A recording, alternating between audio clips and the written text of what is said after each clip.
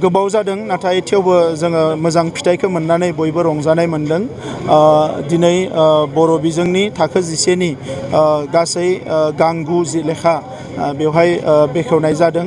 बर' थुनलाइ आफादनि गोबां बोसोर नाजानाय, बर' फरायसा आफादनि नाजानाय, बर' माहारिनिनो हास्थायनाय बे खामानिया दिनै जाफुंबाय आरो देग्लाय बोसोरनिफ्राय हायार सेकेन्डारियाव बर' बिजोंजों जोंनि फरायसाफ्रा फरायनो हागोन। बेयो जोंनि थाखाय जोबोद मोनसे मोजां एचिभमेन्ट। आङो खावलायदों जे बिटिआर ओनसोलनि थाखाय जिखिनि फरायसालियाव जोङो थाबैनो फोरोंनो हायो बिनि बेबस्थाखौ खालामगासिनो दङ।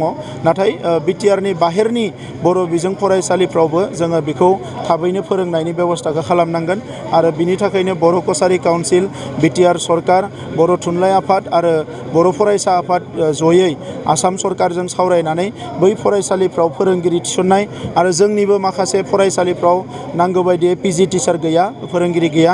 दा बैफोरावबो माखासे पस्ट ग्रेजुवेट टिचार थिसननानै बे साबजेक्टफोरखौ फोरोंनो हानायनि बेबस्थाखौ खालामनो थाखाय जोङो बयबो नाजागोन आरो बर' रावा जाहाथे अराय सम जौगालाङो आरो बर' बिजोङा गोख्रोंनिफ्राय गोख्रोंसिन जायो बेनि थाखाय जों हाबा मावलांबाय थागोन।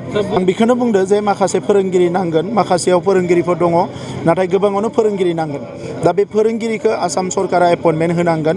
बिनि थाखाय जोङो काउन्सिल गभर्नमेन्टफ्रा आसाम सरकारजों जों सावरायखांबाय आरो सावरायबावगोन जाहाथे थाबैनो बेवहाय फोरोंगिरि होनो हायो। बेनि थाखायथ' अलरेडि गंनै कलेज दङ। कलेजा प्रभिन्सियेलाइज जानाय लोगो लोगोनो बेवहाय साइन्स आरो कमार्सखौबो थिसननाय जागोन। आर्ट्सनि थाखायथ' गंनै दंखायो।